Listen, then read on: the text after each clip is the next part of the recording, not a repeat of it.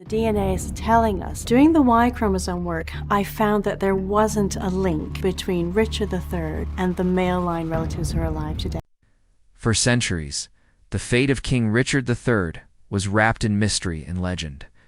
He was the last English king to die in battle, falling at Bosworth Field in 1485. And with his death, the powerful Plantagenet dynasty came to an end. After that defeat, stories about him spread far and wide, many of them shaped by his enemies. The Tudor dynasty, who took the throne after Richard's death, had every reason to make him look like a cruel, twisted villain. Shakespeare later painted him as a hunchbacked tyrant, hungry for power and guilty of terrible crimes. But over time, the truth about the man himself was lost, because even his grave had disappeared. Chronicles said he had been buried quickly at the Greyfriars Friary in Leicester. But the friary was later destroyed during the reign of Henry VIII, and no one knew where the body went. Some even believed his bones had been dug up and thrown into a river. For more than 500 years, the mystery stayed unsolved. Everything changed in 2012. When a team of archaeologists and historians launched a bold search, they had studied ancient maps and documents that suggested the Greyfriars Friary once stood beneath a modern car park in Leicester. Many thought the search was hopeless. But in the very first trench they dug, they uncovered human remains. The skeleton was male, around the right age, and showed clear signs of violent death. Even more striking was the spine, which revealed severe scoliosis, a condition that caused one shoulder to sit higher than the other. This matched the old descriptions of Richard's uneven shoulders. At once, excitement grew that this could be the long-lost king. The injuries told a dramatic story.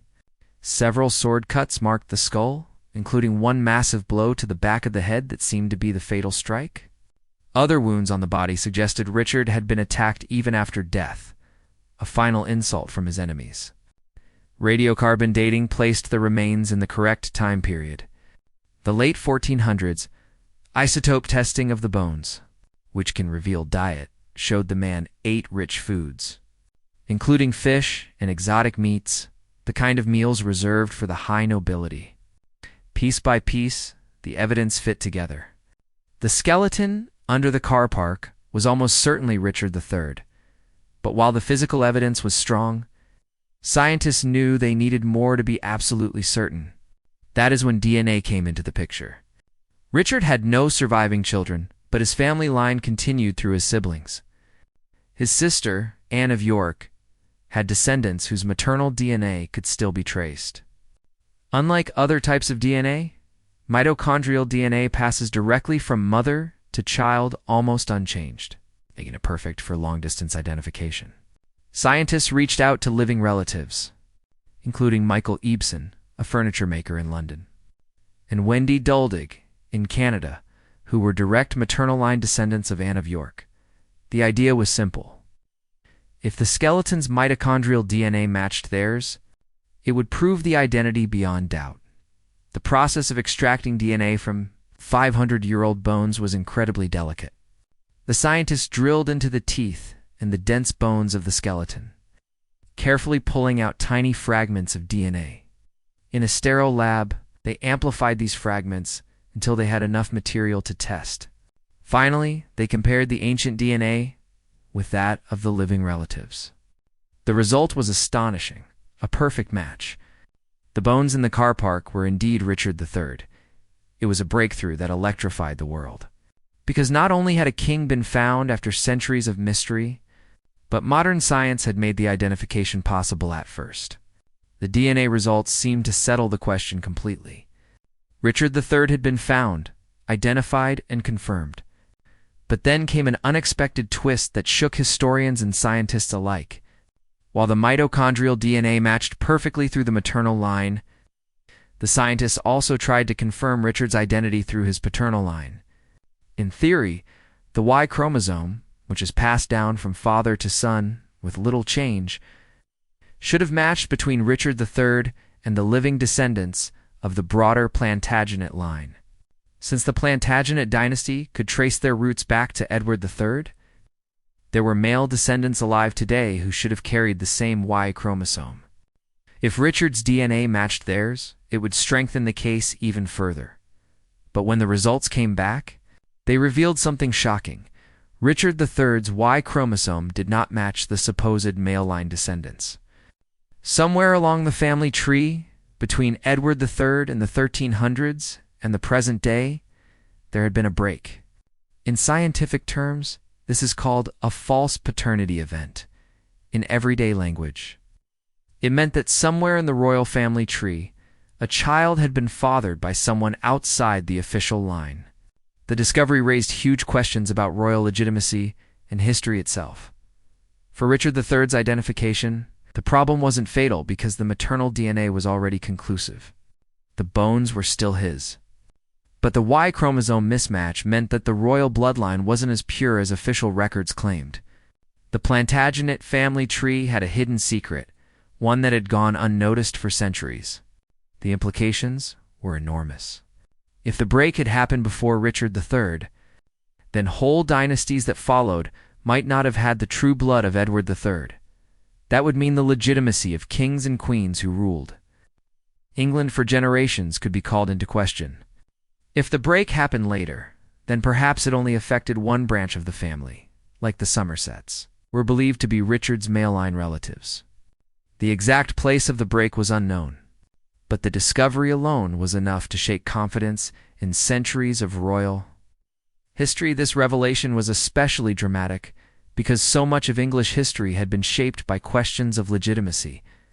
The Wars of the Roses in which Richard fought were fueled by disputes over who had the strongest claim to the throne. The Lancastrians and the Yorkists both traced their rights back to Edward III, arguing endlessly over whose line was more legitimate. Entire wars were fought over bloodlines. But now science showed that even those arguments were based on shaky ground, because the bloodline itself might have been broken. The irony was impossible to miss. Historians and the public were fascinated by this twist. Newspapers ran headlines suggesting that the entire Tudor and Stuart dynasties might have been illegitimate if the break happened at certain points. Others debated whether royal legitimacy was ever really about blood at all, or whether it was about power, politics, and the ability to rule. After all, kings and queens had always claimed their authority was divinely ordained, not genetically proven. But the Y chromosome discovery forced everyone to rethink the old idea of royal blood. At the same time, the skeleton gave other insights into Richard himself. Scientists used CT scans of the skull to reconstruct his face. The result was a man with high cheekbones, a narrow jaw, and a striking resemblance to contemporary portraits painted of him in the late 1400s. Genetic testing even revealed traits like eye and hair color, showing that he most likely had blue eyes and light brown hair in his youth, consistent with early depictions. This was a powerful reminder that Richard was not just a character from Shakespeare, but a real person whose face we could now see with startling clarity. The bones also told the tragic story of his last battle. He suffered multiple blows to the head, one of which split his skull open. Other wounds suggested he had been stabbed in the buttocks after death, a humiliating act likely done by enemies to disgrace him. Combined with the accounts of Bosworth, these injuries showed Richard had fought bravely, but had been overwhelmed and then dishonored in death. Far from Shakespeare's monstrous villain, he appeared as a warrior king who met a brutal fate. The discovery of Richard III's remains under a car park was one of the most remarkable archaeological finds in modern history. It solved a 500-year-old mystery, confirmed the final resting place of a king, and gave us a clearer, more human picture of who Richard really was. But at the same time, it opened new mysteries that were even more unsettling.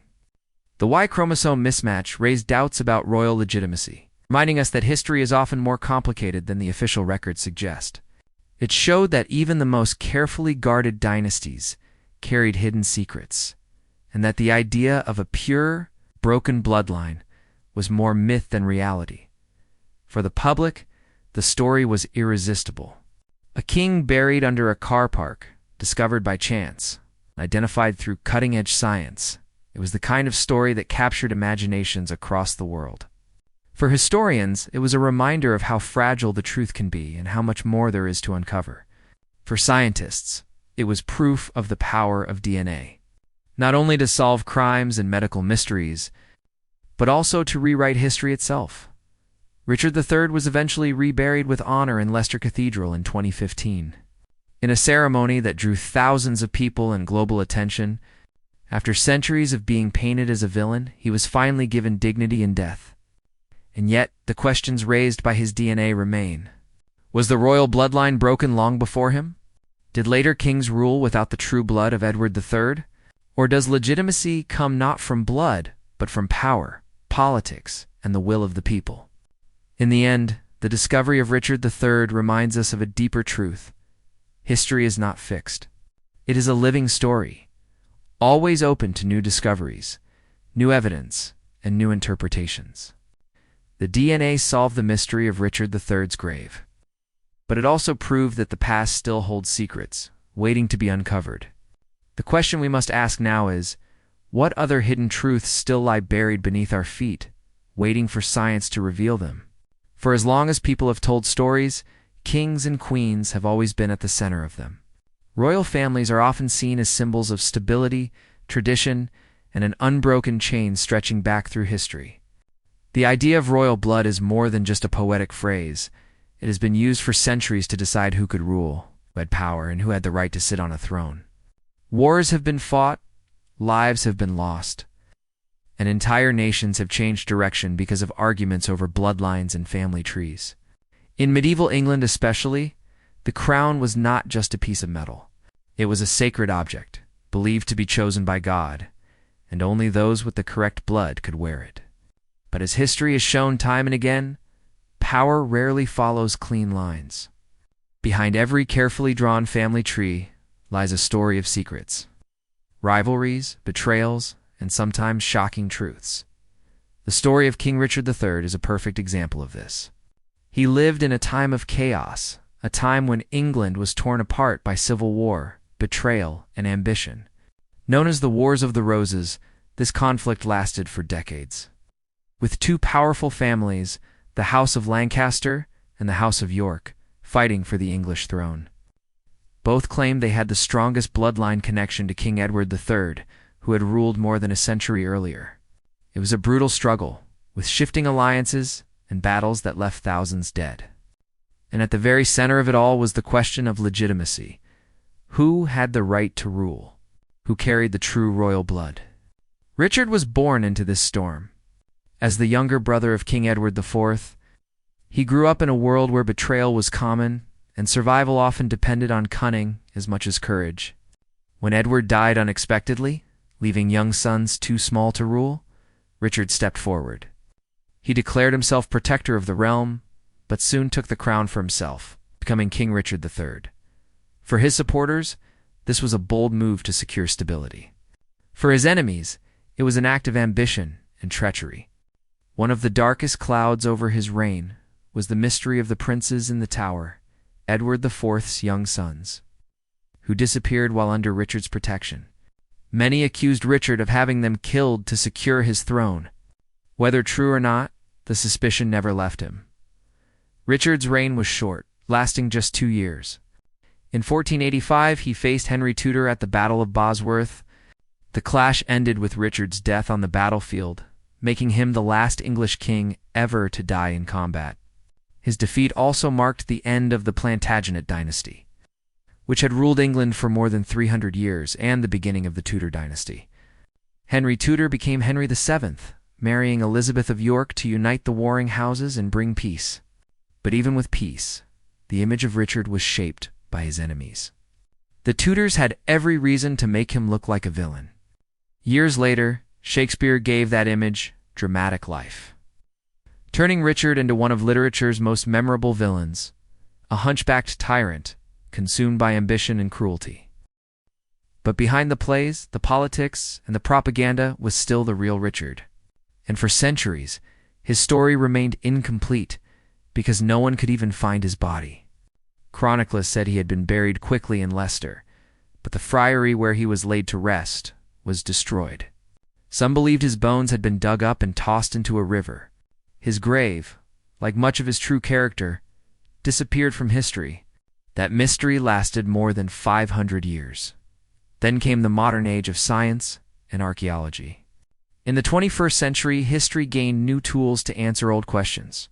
Ground-penetrating radar, radiocarbon dating, isotope testing, most powerful of all, DNA analysis, allowed experts to test ancient remains with astonishing accuracy.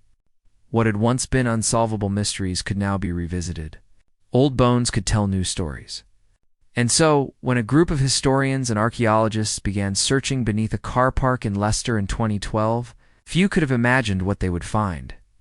But against all odds, they uncovered a skeleton that would rewrite history, challenge centuries of assumptions, and spark one of the most surprising debates in royal history.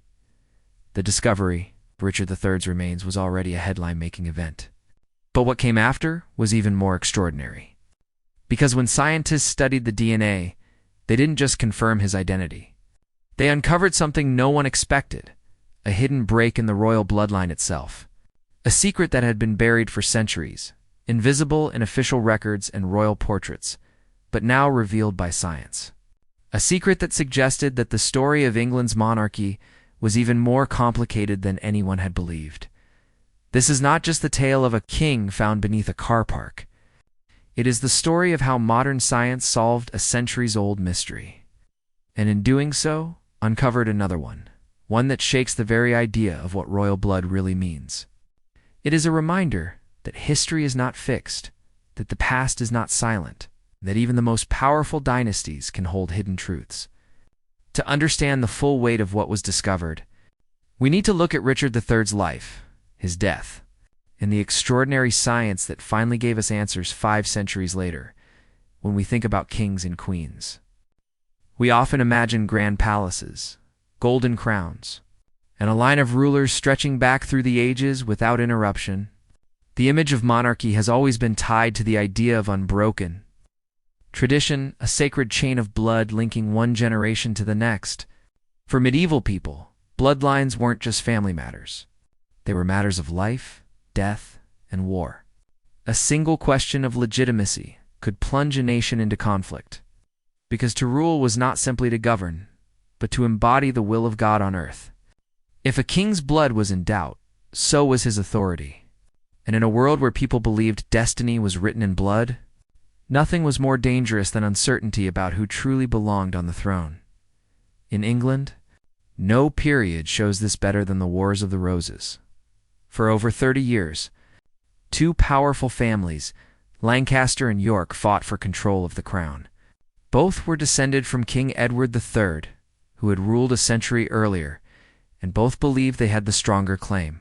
Their supporters wore different badges, the red rose of Lancaster and the white rose of York, symbols that came to define the conflict.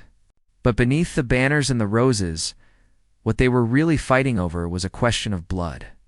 Which branch of the royal family tree was more legitimate? The battles were brutal, wiping out generations of nobles, and leaving scars on England that lasted long after the wars ended. Richard III was born into this fractured world in 1452.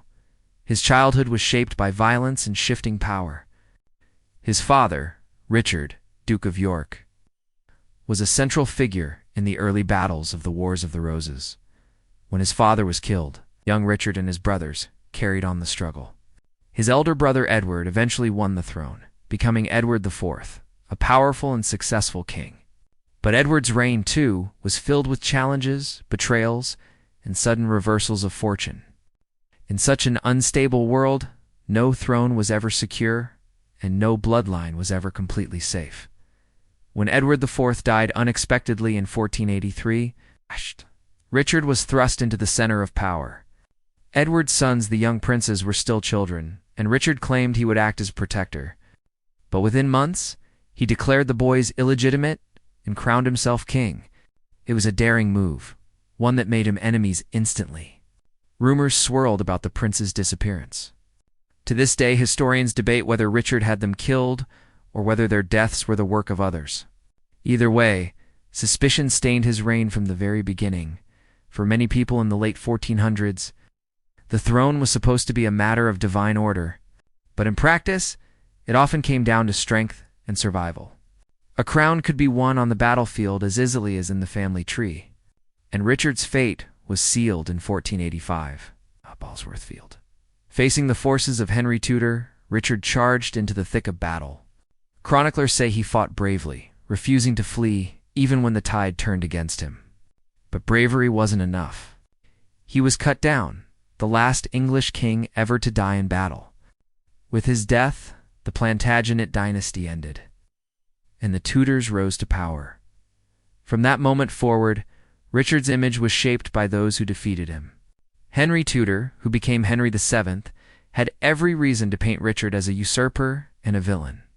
Generations later, Shakespeare immortalized that dark image in his famous play. Two audiences for centuries, Richard became the hunchbacked tyrant, ruthless and power-hungry. His true character was buried along with his body, and for centuries, no one knew where that body even was. This disappearance only added to the mystery. Chroniclers claimed Richard had been buried in the Greyfriars Friary in Leicester, but the friary was later destroyed, and the exact location of his grave was lost. Some stories even claimed that his bones had been thrown into a river. For hundreds of years, scholars, historians, and even treasure hunters searched for Richard's remains, but the trail was cold. His grave became one of England's great historical mysteries. Meanwhile, the world changed. Science advanced.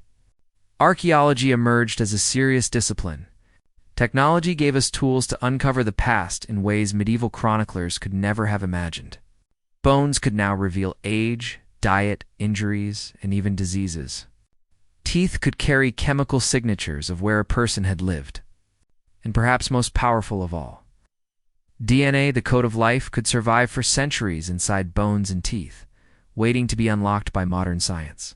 Suddenly, questions that had haunted historians for centuries could be answered with a level of certainty once thought impossible by the early 2000s. This scientific revolution was reshaping history. Ancient remains from across the world were being studied, giving us new insights into migrations, cultures, and individuals long forgotten. Kings and queens were no exception. The idea that DNA could be used to identify a medieval monarch might once have sounded like fantasy, but by the 21st century, it was within reach.